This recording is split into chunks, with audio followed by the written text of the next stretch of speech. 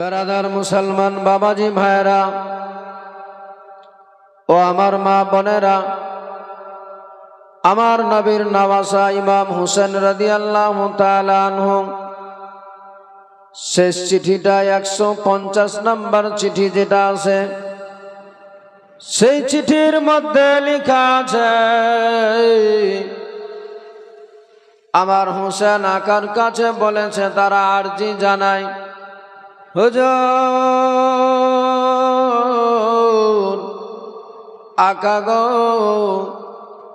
আমরা এত রকম আপনার কাছে এতগুলো চিঠি পাঠালাম, ওগো হুজুর এতগুলো চিঠি পাঠার পরেও কোনো উত্তর পাওয়া গেল না, আপনার কোনো খোঁজ পাওয়া গেল না।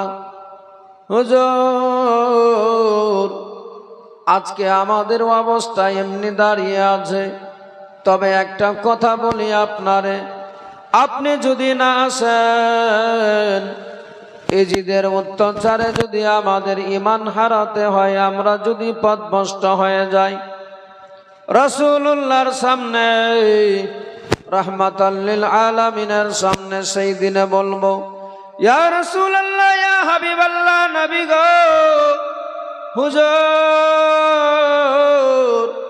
ওগো আকা,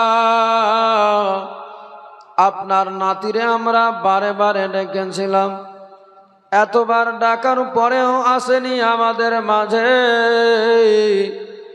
যার ফলে শেষ পর্যন্ত আমরা জীবন বাঁচানোর জন্য আমরা পথভ্রষ্ট হয়ে গিয়েছি, ঈমান হারা হয়ে গেলাম, ঈমান হারিয়ে ফেললাম। ইয়া রাসূলুল্লাহ, ইয়া হাবিবাল্লাহ, নবী গো, আপনার নওয়াসা, আপনার জানের জান্নাতি হুসেন যদি আমাদের মাঝে চলে আসতো, তাহলে আমাদের জীবনটা বেঁচে যেত, আমাদের ঈমানটা বেঁচে যেত। ইয়া রাসূলুল্লাহ, ইয়া হাবিবাল্লাহ, আপনার নাতি না আসার কারণে আমরা ঈমান হারা হয়ে গিয়েছি। হুজুর সেই দিনে আপনারে জবাব দিতে হবে। আমার নবীর নওয়াসা এই কথা শোনার সাথে সাথে কাতর হয়ে গেলেন, আসমান যেন মাথায় ভেঙে পড়ে। আমার নবীর নওয়াসার কোনো অপেক্ষা না করে মক্কার মতো জায়গাতে এলান দিয়ে দিলেন। মাগরিবের নামাজের পরে এলান করতে লাগলেন, ও মদিনার লোকেরা, মক্কার লোকেরা, একটা কথা বলতে চাই আজ আমি তোমাদের মাঝে।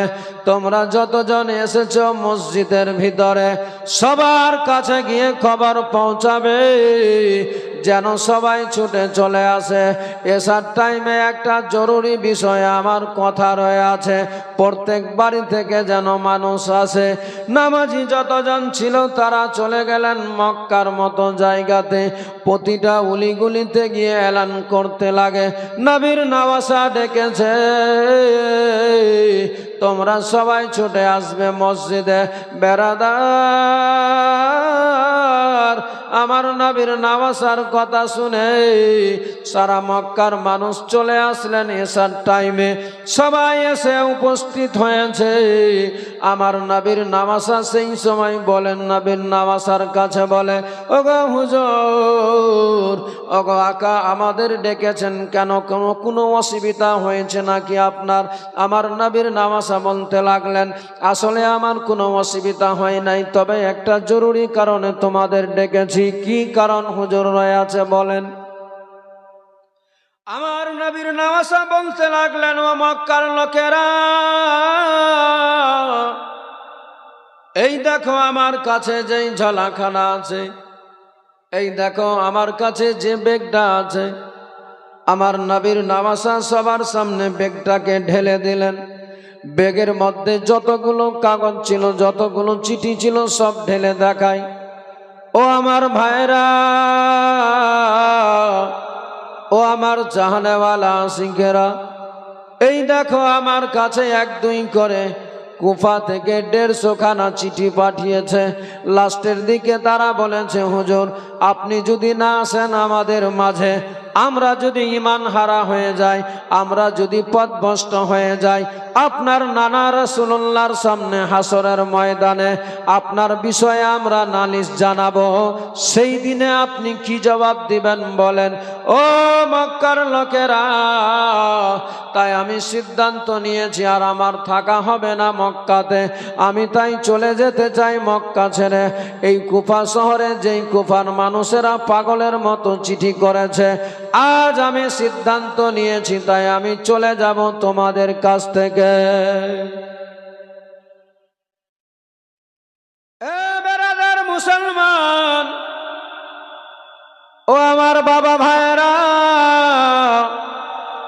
ও আমার মায়েরা, আমার নবীর নওয়াজা যেমনি বলেছে এই কথা, বলার সাথে সাথে তারা বলতে লাগলেন, হুজুর আপনি যথেষ্ট ভালো বুঝেন, আপনার মন যদি চাই যেতে আমরা কেউ বাধা দিতে পারবো না। তবে হুজুর আকা গো, আপনারে একটা কথা বলতাম আমরা, যদি আপনার পারমিশন হয় তবে বলবো। আমার নবীর নওয়াজা জানের জান হোসেন বলেছিলেন, বলার জন্যই তো তোমাদের ডেকেছি আমি, বলো কোনটা করলে ভালো হবে, তোমরা কি বলতে চাও এই বিষয়ে? সবাই বলেছিলেন, হুজুর আপনি যাবেন, আপনারে আমরা কেউ বাধা দিব না। তবে একটা কথা আমাদের মনে বারে বারে প্রশ্ন জাগে, ওই কুফার মানুষে আপনার পিতারে শহীদ করেছে, আজ আপনারে আবার তারা ডাকে হুজুর। তাই আমরা বলতে চাই, আপনি না গিয়ে আপনার জায়গাতে যদি আপনি অন্য কাউরে পাঠাতেন, সে গিয়ে কুফার অবস্থা দেখত, কুফার কি দুরবস্থা রয়েছে, কুফার মানুষের মধ্যে কতটুকু অ্যাক্টিভিশন আছে, কুফার মানুষ কতটা আপনারে ভালোবাসে, আপনারে কতটা চাই। আপনার কেউ যাবে প্রিয়জন গিয়ে দেখবে, আসে গিয়ে দেখার পরে যদি তারে ভালো লাগে, সে চিঠি করে পাঠাবে, আপনি নির্দ্বিধায় সপরিবারে চলে যাবেন, আমাদের পক্ষ থেকে কোনো বাধা থাকবে না। যেমনি বলেছে আমার হোসেন আকা, সেই সময় বলেছিলেন, না তোমাদের এই কথাটা তো গ্রহণযোগ্য, মানা যেতেই পারে, কারণ আমি তো একা যাব না, কারণ আমার সঙ্গে সপরিবার আছে। এদেরকে নিয়ে যেতে যদি রাস্তায় সেই কুফার মতো জায়গায় কুফার মানুষেরা যদি আমার সঙ্গে আবার কুব্যবহার দেখায়, আমার যা হবে হবে, আমার যারা চাহনেওয়ালা, আমার যে পরিবার, তারা বিপদে পড়ে যাবে। তাই আমি চাই না, তোমরা যখন বলছো যে ওই জায়গাতে আমি না গিয়ে আমার পরিবর্তে কাউকে পাঠানো যাক, সে গিয়ে দেখবে, যদি ভালো লাগে, তাদের পরিস্থিতি ভালো থাকে, তাদের ব্যবহার ভালো থাকে, তাদের যদি আমাদের প্রতি ভালোবাসা থাকে, তাহলে সে চিঠি করবে, আমি নির্দ্বিধায় চলে যাব, এটা অবশ্যই ভালো কথা।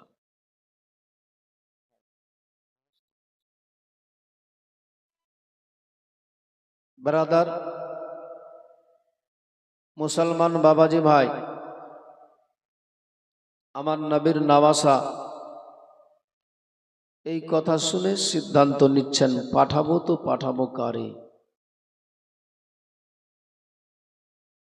শেষ মুহূর্তে ভাবনা চিন্তা করে আপন চাচাতো ভাই মুসলিম বিন আকিল, ইমাম মুসলিমকে সিদ্ধান্ত নিচ্ছেন যে আমার সেই জায়গাতে কারো না পাঠিয়ে আপন চাচাতো ভাইকে পাঠাবো, সে গিয়ে দেখবে কুফার অবস্থা, তাদের যদি ভালো লাগে তার সঙ্গে যদি ব্যবহার ভালো করে, অন্তত আমার ভাই মুসলিম চাইবে না কখনো যে আমার পরিবার বিপদে পড়ে যাক। অতএব ইমাম মুসলিমকেই পাঠাতে হবে। ব্রাদার মুসলমান, ও বাবা ভাইরা, ও আমার মা বোনেরা, ইমাম হুসেন আকা বলে, ও মুসলিম,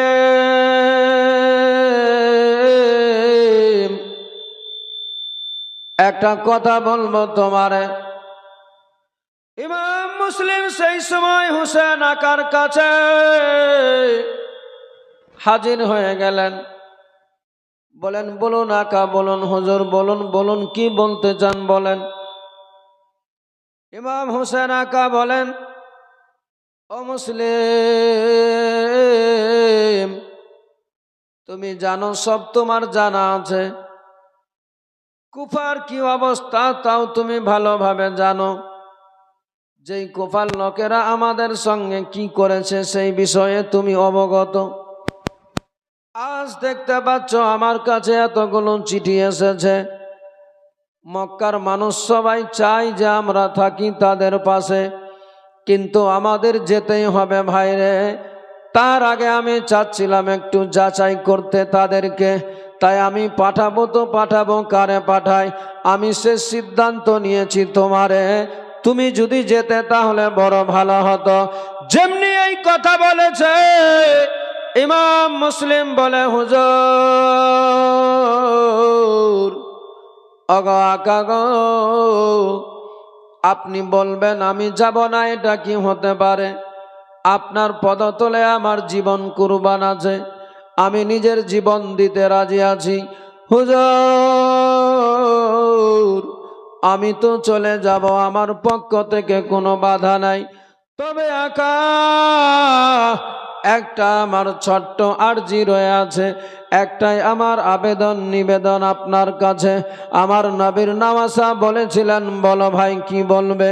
আমার নবীর নামাসা যেমনি বলে, ইমাম মুসলিম বলেছিলেন, দাদা গো, হুজুর, একটাই আমার মনের আশা বাসনা। আপনি ভালোভাবে জানেন কুফার কি অবস্থা আমি জানি না, তবে ভালোভাবে যারা আছে কুফার লোক কখন চেঞ্জ হয়ে যাবে বলা যাবে না।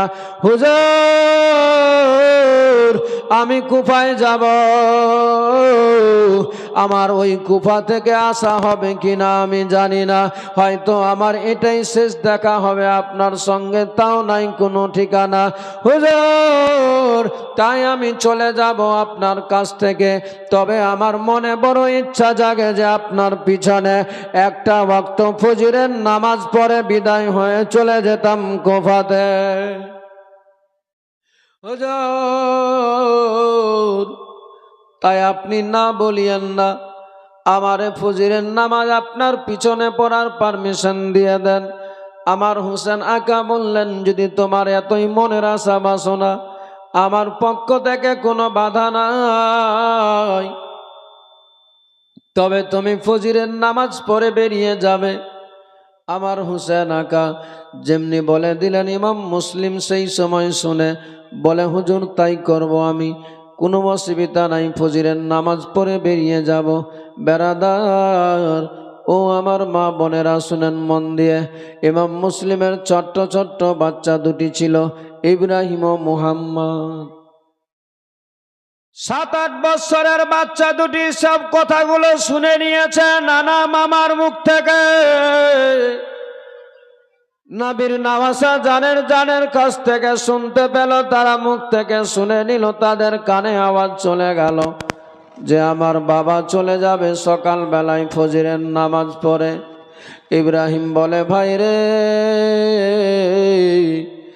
আমাদেরকে ছেড়ে আমার বাবা, তোমার বাবা চলে যাবে আমাদেরকে রেখে।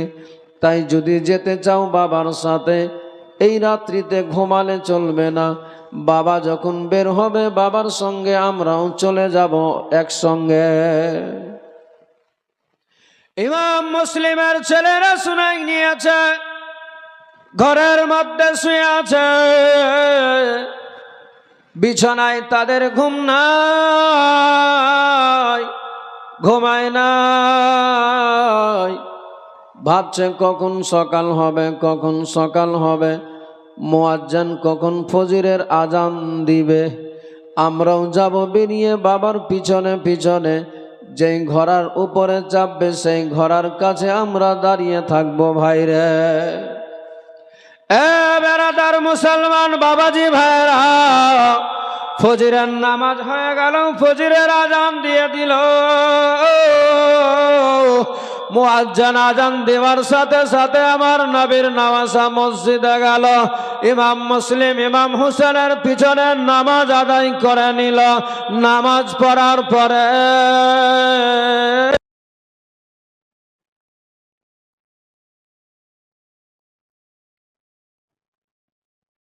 যেমনি নামাজ আদায় করা হয়ে গেল, আমার নবীর নামাজা ইমাম হোসেন রাদিয়াল্লাহু তাআলা আনহু কাছ থেকে ভরা নদী ভাঙা নৌকা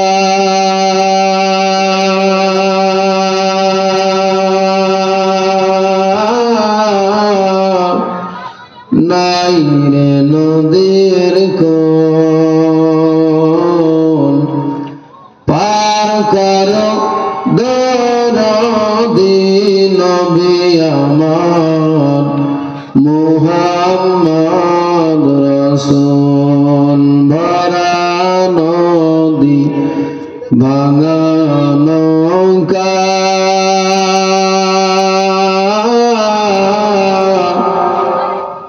নাই রে নদীর কোন পার করো দরদি নবী আমার। সবাই বলেন মুহাম্মদ রাসূল। পার করো দরদি নবী আমার মুহাম্মদ রাসূল। মাঝদরে আই উঠল তুফান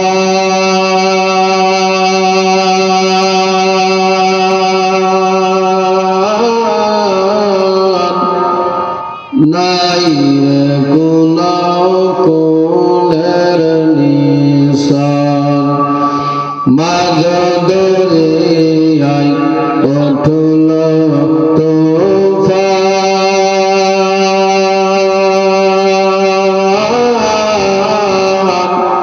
নাই রে কোনো কোলের নিশান। তোরে আমার পারের লাগাই, তোরে আমার পারের লাগাই, ওই আল্লাহর মাকবুল। পার করো দরদি নবী আমার মুহাম্মদ রাসূল। ভরা নদী ভাঙা নৌকা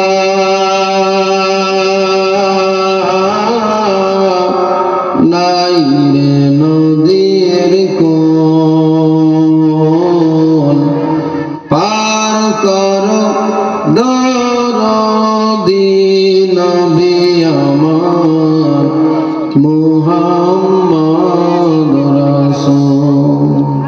রোজ হাসরের কঠিন দিনে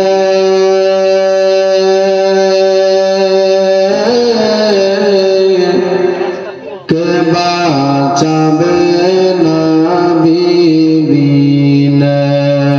রোজ হাসরের কঠিন দিনে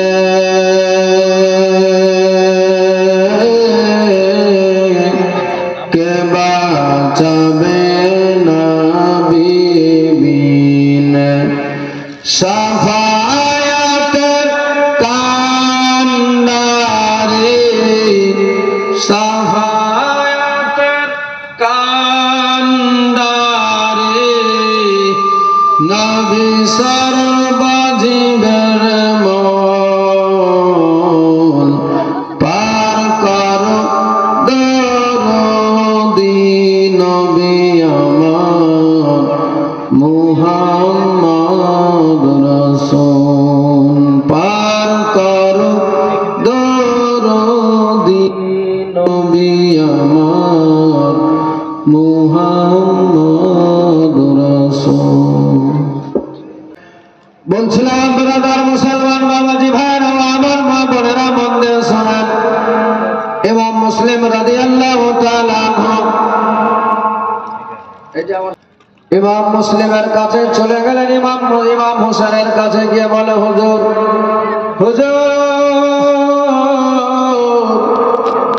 আকা গো, আমি চলে যাব, আমার আশা হবে কিনা আমি জানি না, আমার নসিবে জুটবে কিনা, তবে হুজুর আমার মনের এটাই একটা বাসনা ছিল, আকাঙ্ক্ষা ছিল, আপনার পিছনে ফজরের নামাজ আদায় করে বের হব। হুজুর আমি চলে যাচ্ছি কুফাতে, তবে চাই এই কুফার অবস্থা কি হবে। হুজুর গিয়ে দেখবো, সেখানে যদি ভালো লাগে আপনারে চিঠি করব, আপনি সব পরিবার মিলে চলে আসবেন কুফাতে। আমার নবীর নওয়াসা বলেছিলেন তাই করব। ভাই তুমি তাড়াতাড়ি বেরিয়ে যাও। ইমাম মুসলিম রাদিয়াল্লাহু তাআলা আমার হোসেন আকার কাছে সালাম জানিয়ে ঘোড়ায় চাপবেন বলে ঘোড়াতে চাপতে গিয়েছে। যেমনি ঘোড়ায় চেপেছে, চাপার সাথে সাথে ঘোড়ার লাগাম খানা ধরে টানবে, যেমনি টান দিয়েছে সেই সময় ঘোড়া এমনিতেই প্রতিদিন ইমাম মুসলিমের কথাতে যেমনি ইমাম মুসলিম চেপে যায় ঘোড়াতে, ইশারায় ঘোড়া দুলদুল চলে। আজ ইমাম মুসলিম ঘোড়ার লাগাম খানা টানার পর বলে, চল ঘোড়া চল তাড়াতাড়ি করে, কিন্তু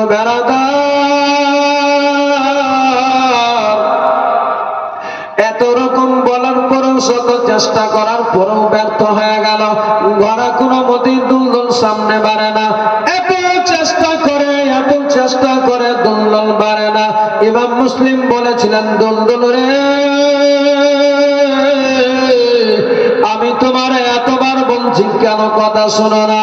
এতদিন তোমারে নিয়ে আমি চললাম, কোনোদিন এত বলার দরকার লাগলো না। আজ আমি তোমারে কেমন করে বোঝাই, কেন তুমি যেতে চাচ্ছ না? সেই সময় দুলদুল বলেছিলেন নিজের ভাষাতে, রব্বুল আলামিনের দরবারে বলেন, বাবা আল্লাহ গো,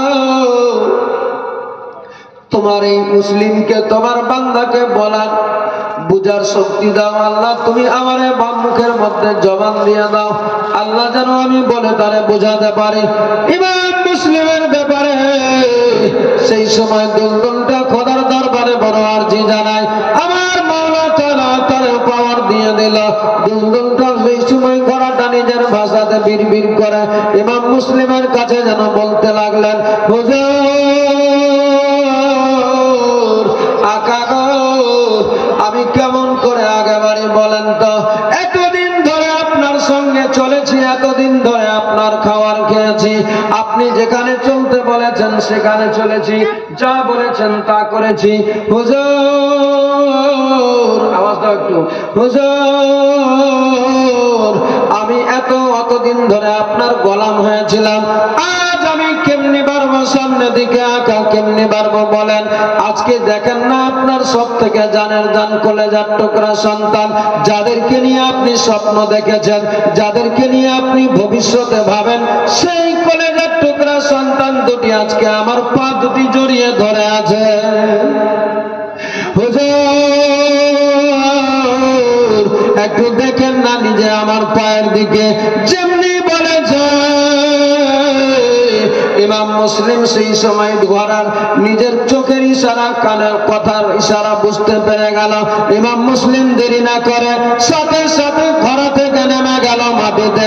নামার সাথে সাথে যেন দেখতে পায় ওই দুলদুল ঘোড়ার পা দুটি জড়িয়ে ধরে আছে ইব্রাহিম ও মুহাম্মদ। ইমাম মুসলিমের দুটি সন্তান দুটি পা জড়িয়ে ধরে নিয়েছে। ইমাম মুসলিম সেই সময় বলেছিলেন, বাবুরে তোমরা কেন এমনি করে ঘোড়া এই পা দুটি ধরে আছো? সেই সময় বাচ্চা দুটি কাকতি মিনতি করে বলেছিলেন, আব্বা গো, ওগো আব্বা আপনার সব জানা আছে, বলো ওগো আব্বা, আপনারে না দেখতে গেলে আপনারে না পেলে চলবো কেমন করে? আপনি জানেন ভালোভাবে। মা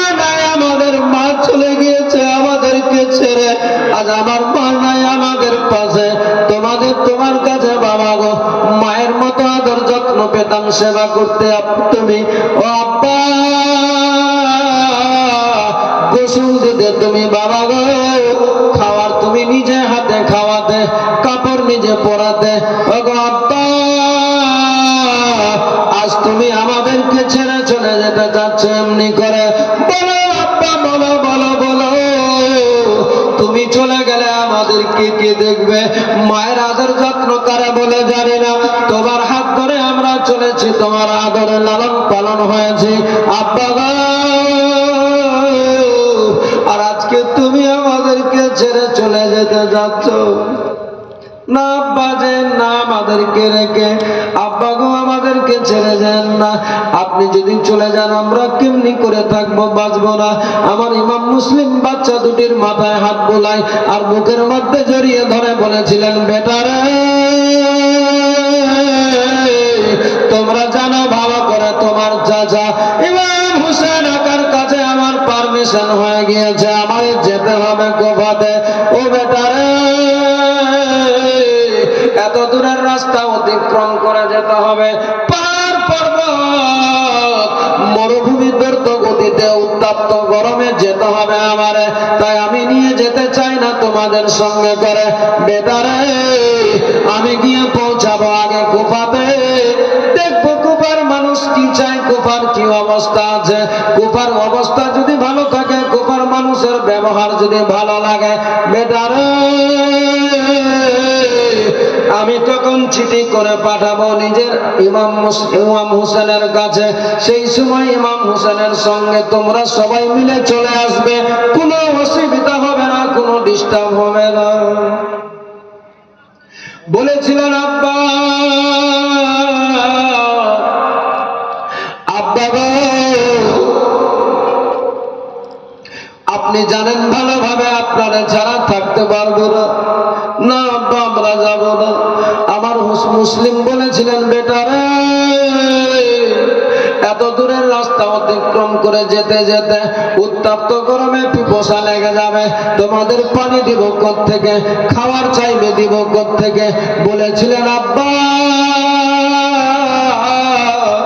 আব্বা গো আমরা কখনো আপনার কাছে খাওয়ার চাইবো না গো আব্বা, জীবন যদি চলে যায় পিপাসায় কলেজা ফেটে যায় আব্বা, তবু আপনার কাছে আমরা পানি চাইবো না, তবু আপনার কাছে কিছু চাইবো না।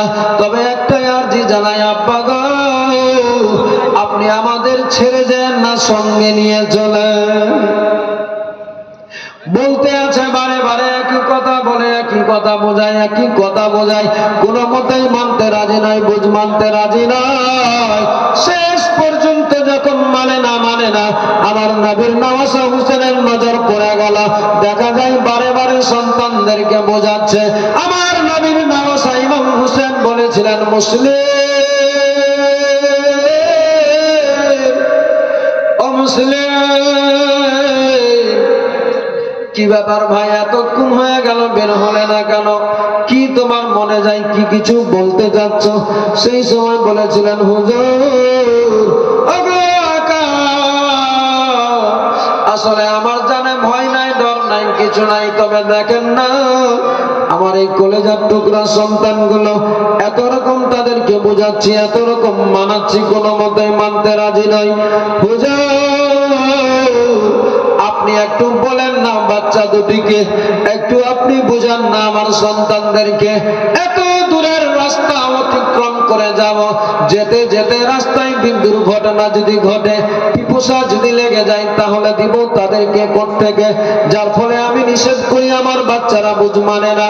হুজুর একটু আপনি দয়া করে বলেন আমার বাচ্চাদেরকে নিষেধ করেন যেন তারা না যায় আমার সাথে।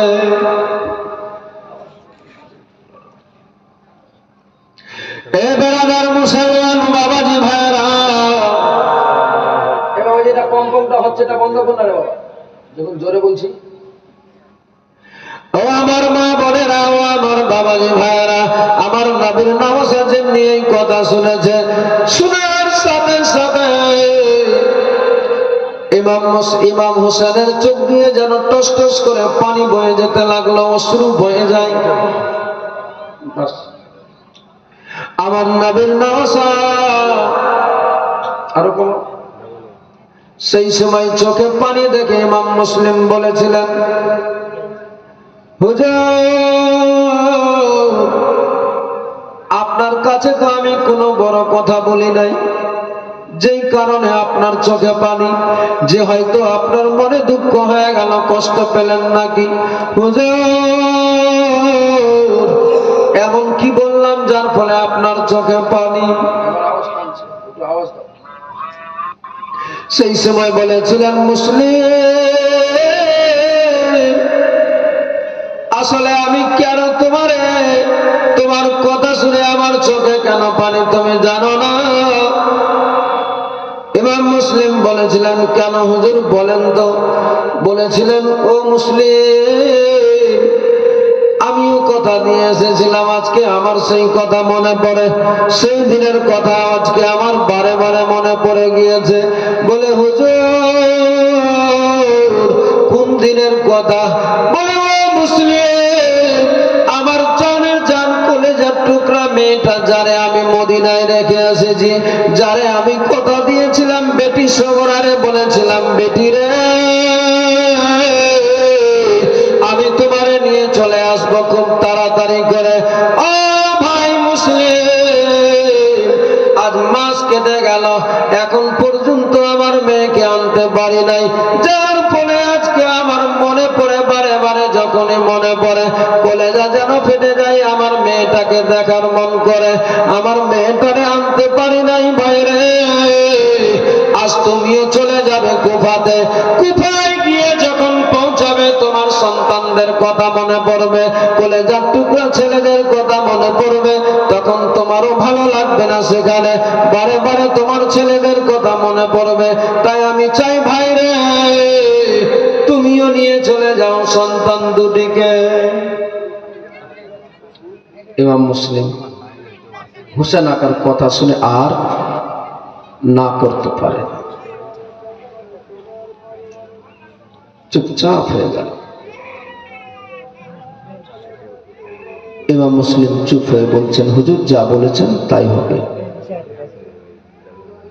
বাচ্চা দুটিকে সঙ্গে করে নিয়ে উটের ঘোড়ার উপরে চেপে গেলেন, দ্রুত গতিতে ছুটতে লাগলেন।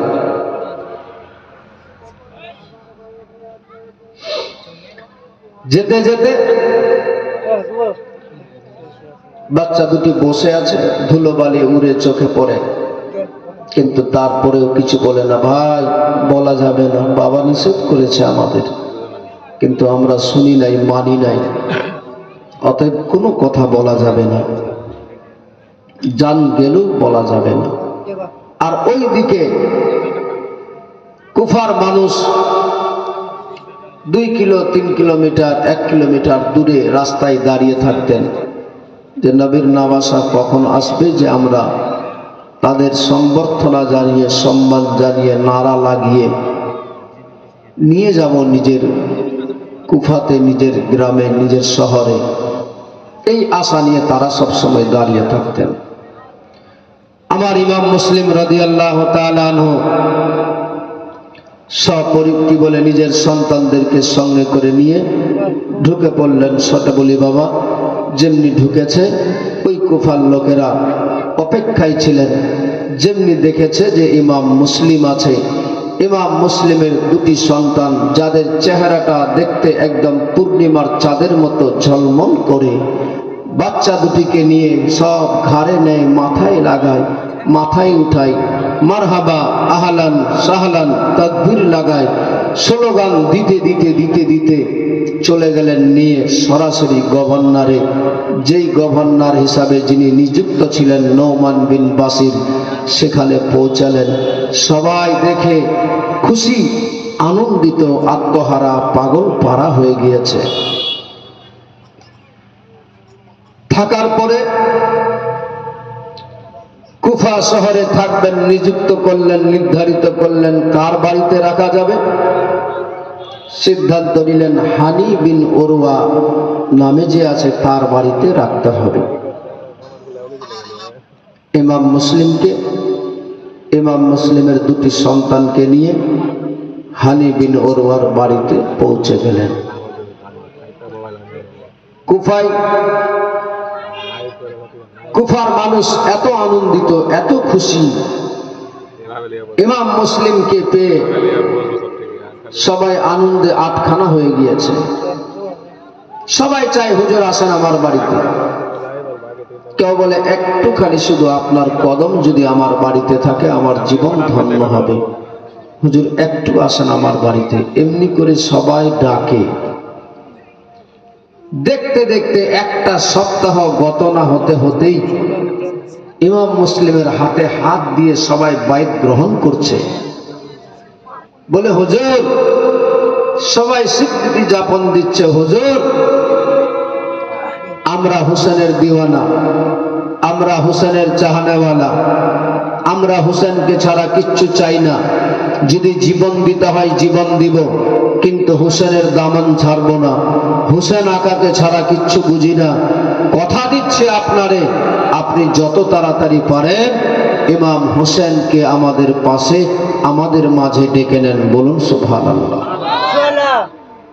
ইমাম মুসলিম দেখছেন এই কুফার লোকদের আকার আকৃতি, তাদের ব্যবহার চলাফেরায় একটা সপ্তাহের মধ্যে প্রায় কম বেশ 12,000 কুফার মানুষ ইমাম মুসলিমের হাতে হাত দিয়ে বায়াত গ্রহণ করেছে। ইমাম মুসলিমকে তাদের ব্যবহারে মুগ্ধ করে দিয়েছে। ইমাম মুসলিম দেখছেন যে না, কুফার লোকের ব্যবহার প্রচন্ড ভালো, এখন আর দেরি করা যাবে না, আমাকে খুব তাড়াতাড়ি আমার হুসেন আকাকে ডাকতেই হবে কুফার মতো জায়গাতে। যদি চলে আসে তা হতে গেলে এই কুফার লোকরা নিজের ঈমানটাকে তাজা করে নেবে। অতএব আর দেরি করা যাবে না। ইমাম মুসলিম তাই দেরি না করে চিঠি লিখছেন হুসেন আকার কাছে। হুজুর আসসালামু আলাইকুম, আমি আপনার চাচাতো ভাই গোলাম, আমি মুসলিম জানাই আপনার সালাম। হুজুর এই দেখেন, যেই কুফায় আপনি আমারে পাঠিয়েছেন, এই কুফার মানুষের এত ব্যবহার ভালো। দেখতে দেখতে একটা সপ্তাহ গত না হতে হতে এই কুফার মানুষ আমার হাতে হাত দিয়ে বায়াত গ্রহণ করেছে, আত্মসমর্পণ করেছে। তারা সবাই চায় আপনারে, তারা কথা দিয়েছে, ওয়াদা করছে, শুধু চায় আপনারে। একটা সপ্তাহের মধ্যে 12,000 কুফার মানুষ আমার হাতে হাত রেখে ওয়াদা করেছে, আপনাকে সবাই চাচ্ছে। তাই হুজুর আপনি যত তাড়াতাড়ি পারেন চলে আসেন কুফাতে। ইমাম মুসলিম চিঠিতে সব কথাগুলো লিখে দিয়েছে। হুজুর আর দেরি করা যাবে না, সপরিবার মিলে আপনারা সবাই চলে আসেন কুফাতে।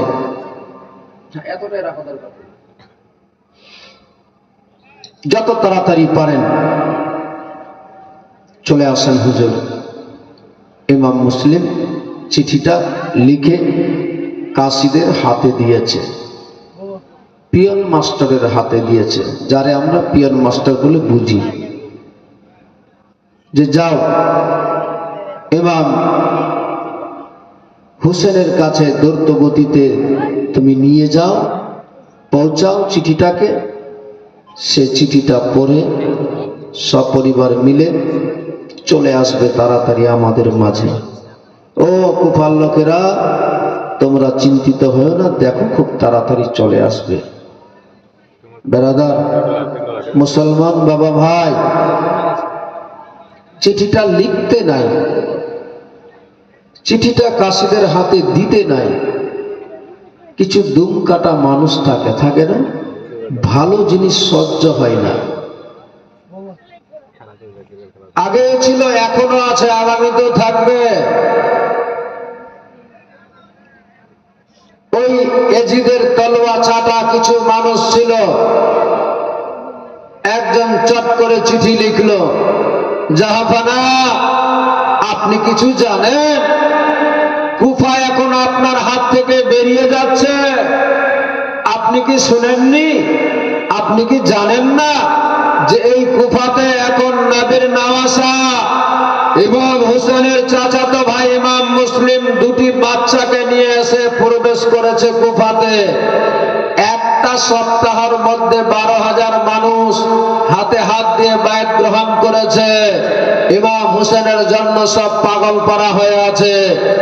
ইমাম হোসেনের কাছে চিঠিও চলে গিয়েছে, আপনার নির্ধারিত করা, আপনার নিযুক্ত করা যে গভর্নর নৌমান বিন বাসির, সেও কোনো কথা বলে না। আপনি তাড়াতাড়ি করে পদক্ষেপ নেন, নচেত কুফা আপনার হাত থেকে বেরিয়ে যাবে। এই চিঠি লিখে এজিদের কাছে পাঠিয়ে দিল একজন। যেমনি এজিদের কাছে খবর গেল, এজিদ যেমনি চিঠিটাকে দেখেছে,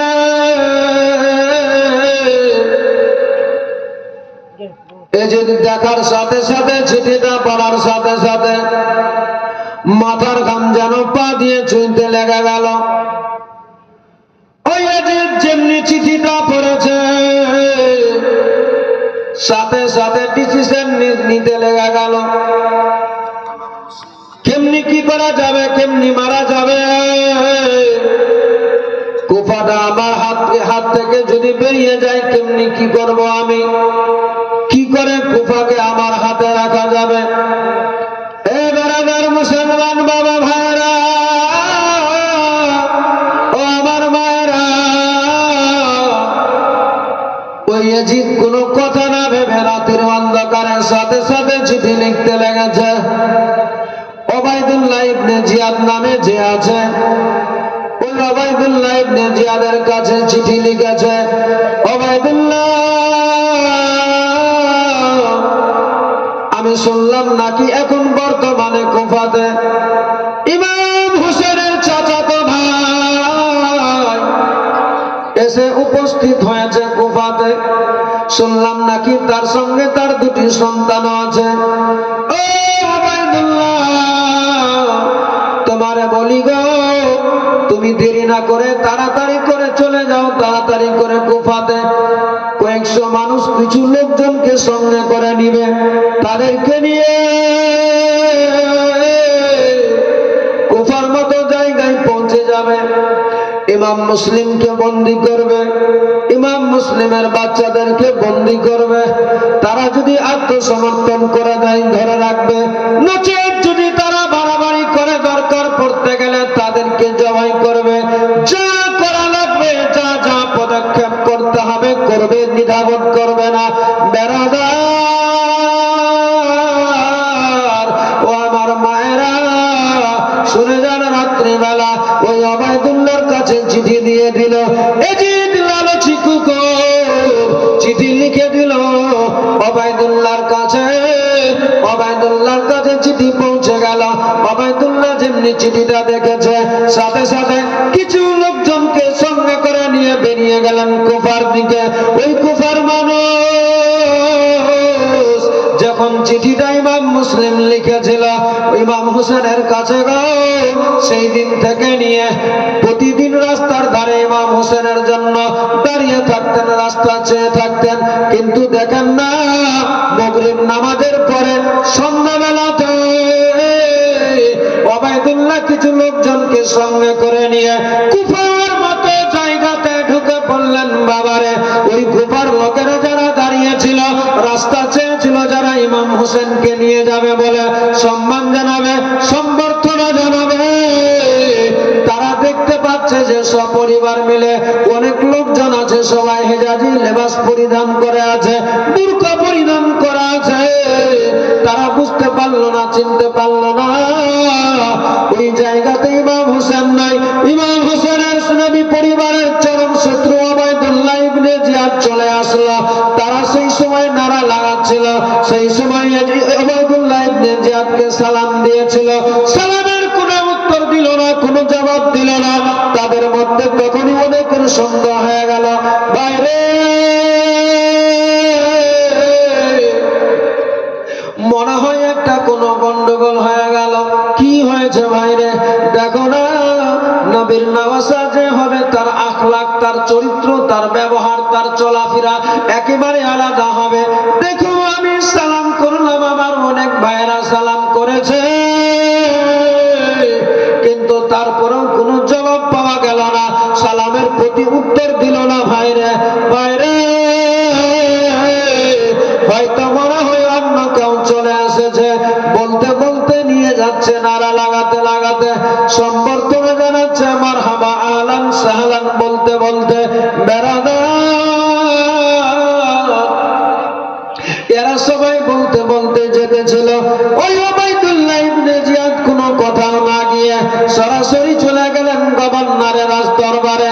গিয়ে সঙ্গে সঙ্গে নোমান বিন বাসিরের কাছে একটা চিঠি লেখা ছিল বাবারে, ওই চিঠিটা দিয়ে দিলেন নোমান বিন বাসিরকে।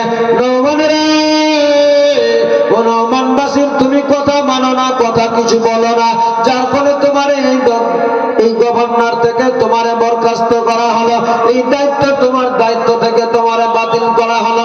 নোমান বিন বাসির এমনিতেই আমার নবীর পাক্কা সাচ্চা আশিক ছিল, সঙ্গে সঙ্গে দপ্তরকে ছেড়ে দিলেন, বাদ দিয়ে দিল। উবাইদুল্লাহ ইবনে জিয়াদ চেয়ারে বসে সেই সময় এলান করে বলে, ও কুফার লোকেরা, তোমরা আমারে কে চিনো কে চিনো না জানি না, তবে যারা আমারে চিনো ভালোভাবে ভালো কথা, যারা আমারে চিনো না তোমরা চিনে নাও। আমার নাম হচ্ছে উবাইদুল্লাহ। আমি জানি না, শুনলাম নাকি এখন তোমাদের বাড়িতে ইমাম মুসলিম নবীর নামাজ আছে, আর নাকি তার দুটি সন্তান রয়ে আছে। ও কুফার লোকেরা, তোমরা যদি নিজের জীবন বাঁচাতে চাও, বাঁচতে চাও, নিজের পরিবারকে নিয়ে শান্তিতে বসবাস করতে চাও, তাহলে দ্রুত গতিতে তাড়াতাড়ি করে ইমাম মুসলিম কার বাড়িতে আছে আমারে জানাবে। দরকার পড়লে তাড়াতাড়ি করে ইমাম মুসলিমকে আমার হাতে তুলে দিয়ে দিতে হবে। এবার আমার বাবাজি ভাইরা, এই এলান শোনার সাথে সাথে কুফার যত মানুষ ছিল সবাই ভীত হয়ে গেল, সবার ভিতরে ডর ঢুকে গেল। যত মানুষ কুফার ছিল উবাইদুল্লাহ ইবনে জিয়াদের কথা শুনে সবাই বাড়িতে পালাতে লাগলো, সবাই বাড়ি চলে গেল, সবাই নিজের নিজের দরওয়াজা বন্ধ করে দিল, সবাই চিন্তায় পড়ে গেল। মাবুদ আল্লাহ, যারে নিয়ে এত স্বপ্ন দেখেছিলাম আমরা, যারে নিয়ে এত কষ্ট করে নিয়ে আমরা পেলাম, আজকে আমাদের মাঝে যারে পেয়েছিলাম, আজকে সে নাকি তার জন্য এলান করে দিল, যদি তার সঙ্গে আমরা মিশি, যদি তার পাশে দাঁড়াই, তাহলে আমাদের জীবন চলে যেতে পারে। যার ফলে সবাই চলে গেলেন বাড়িতে। বেড়াদার ইমাম মুসলিম জানতে পারেনি, বুঝতে পারে নাই, মাগরিবের নামাজ পড়ার জন্য তারপরে দিন চলে এসেছে। যখন নামাজ আদায় করতে যায়, কুফার মানুষেরা প্রায় 400 থেকে 500 মানুষ হবে। ইমাম মুসলিম যখন সালাম ফিরাতে গিয়েছে বাবারে, মাত্র কয়েকটা লোক আছে, বাকি সবাই পালিয়ে চলে গিয়েছে। ইমাম মুসলিম সেই সময় বলেছিলেন, ও আমার ভাইরা, আমি যখন নামাজ স্টার্ট করি, নামাজ আরম্ভ করি, তখন দেখলাম কয়েকশো মানুষ ছিল। এখন সালাম ফিরাতে ফিরাতে দেখতে পাচ্ছি মাত্র কয়েকটা লোক আছে, বাকি সব পালিয়ে চলে গেল। এবারে তাদের মধ্যে থেকে যারা ছিল তারা বলেছিলেন, হুজুর আগালো, আসলে তারা এই জন্যই চলে গিয়েছে, কেউ থাকবে না আপনার পাশে। ইমাম মুসলিম বলেছিলেন, কেন কেন কেন কেন বলো? তারা বলেছিলেন, হুজুর উবাইদুল্লাহ ইবনে জিয়াদ এসে পৌঁছেছে, রাজ দরবারে এলান করে দিয়েছে, আপনারে যে আশ্রয় দিবে, আপনারে যে পাশে রাখবে, তাদেরকে কেউ ছাড়বে না, তাদের জীবন নিয়ে নিবে, তার বংশধরকে, তার পরিবারকে রাজ দরবারে উল্টো করে টেঙে দিবে, তাদেরকে জবাই করে দিবে। যার জন্য আমরা হলে সবাই নিজে নিজে নিজের জীবন বাঁচানোর জন্য আপনারা ছেড়ে পালিয়ে চলে গিয়েছে। ইমাম মুসলিম যেমনি এই কথা শুনেছে, চোখ দিয়ে টস টস করে যেন অশ্রু পানি বয়ে যায়। ইমাম মুসলিম কাঁদছিলেন বাবা এই জন্য, বলে আল্লাহ আমার মানুষগুলো এতদিন ধরে আমার জন্য পাগল দিওয়ানা হয়ে গিয়েছিল, এই লোকগুলো আজকে আমাকে সবাই বলে ভুলে গেল, আজ আমার কাছ থেকে দূরে সরে গেল। আজকে আমার যা হবে হবে, তাতে আমার অসুবিধা নাই, কিন্তু আমি যে আমার চাচা, আমার আপন চাচাতো ভাই আমার হুসেন আকাকে চিঠি করেছি, আমার হুসেন আকার কাছে চিঠি চলে গিয়েছে। এখন আমার হুসেন আকা চিঠি পাওয়ার সাথে সাথে সপরিবার মিলে চলে আসবে কুফাতে। যেমনি কুফাতে আসবে, কুফার লোকের এই অবস্থা দেখে আমার হুসেন আকা ভাববে মুসলিম বিপদে পড়েছিল, যার ফলে আমাদের খুব বিপদে এনে ফেলে দিয়েছে এমনি করে। এবারে যার মুসলমান বাবাজি ভাইরা ও আমার মায়েরা, ইমাম মুসলিম বড় চিন্তায় পড়ে গেলেন, চিন্তায় চিন্তিত, কোথায় যাব, যাব তো যাব, কোথায় যাওয়া যাবে, কোন দিকে যাওয়া যায়। বেড়াদার ইমাম মুসলিম সঙ্গে সঙ্গে চলে গেলেন হানি বিন ওরওয়ার বাড়িতে। ওবাইদুল্লাহ খবর করেছে কোথায় পাওয়া যাবে মুসলিমের বাচ্চা দুটিকে। এ মায়েরা, জাসুস ছেড়ে দিয়েছে, জাসুস ছেড়ে দিয়েছে, কোথায় খোঁজ করে পাওয়া যাবে, যে এনে দিবে ইমাম মুসলিমকে আমার নিকটে, যে আমার দরবারে মুসলিমকে এনে দিবে গো, তারে বড় ইনাম দেওয়া যাবে, তারে অনেক অর্থশালী টাকা দেওয়া যাবে।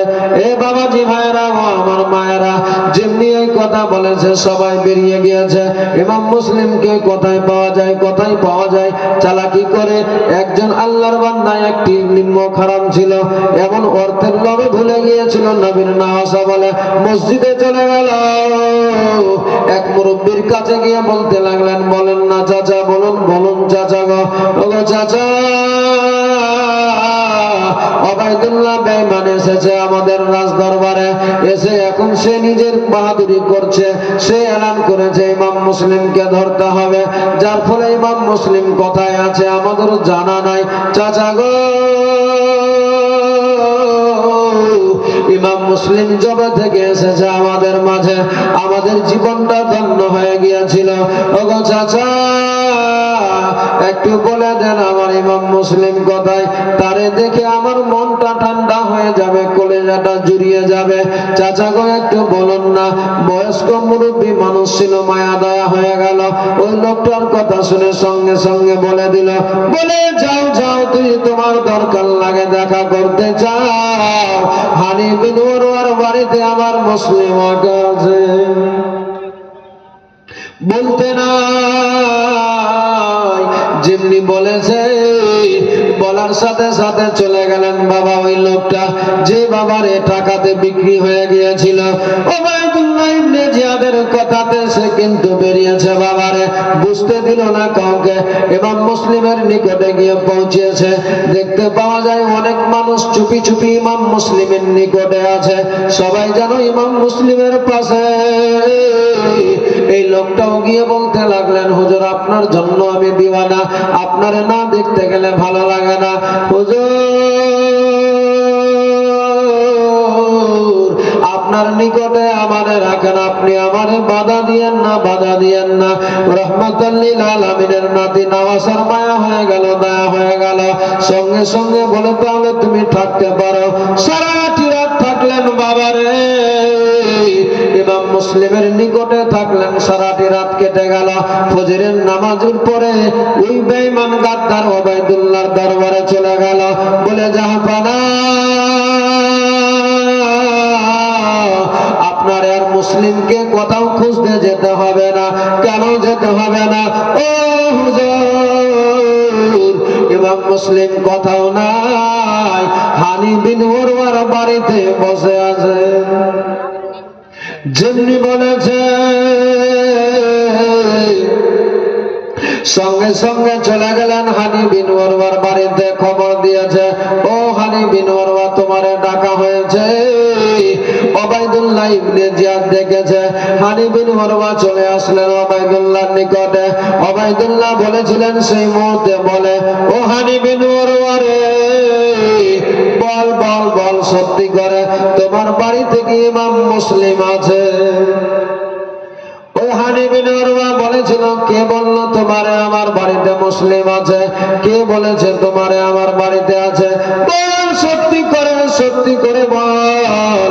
যদি সত্যি কথা বলিস তাহলে জীবন বেঁচে যাবে, নচেত তুমি যদি নিজের জীবন বাঁচাতে চাও তাহলে আমার মুসলিমের হাতে তুলে, মুসলিমকে আমার হাতে তুলে দিয়ে দে। যেমনি বলেছে সেই সময় বলেছিলেন, ইমাম মুসলিমের কথা যেমনি উচ্চারণ করেছে।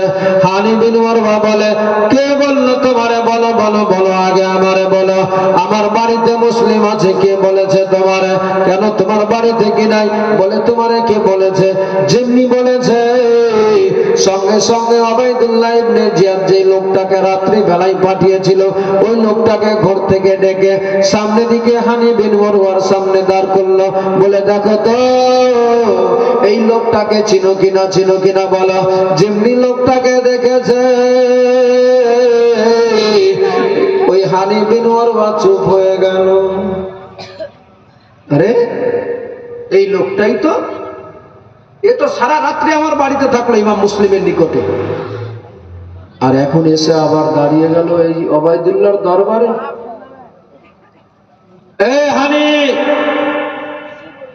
হানি বিন উরওয়া, তোমার এখনো সময় আছে, সুযোগ আছে। তুমি যদি চাও বাঁচতে,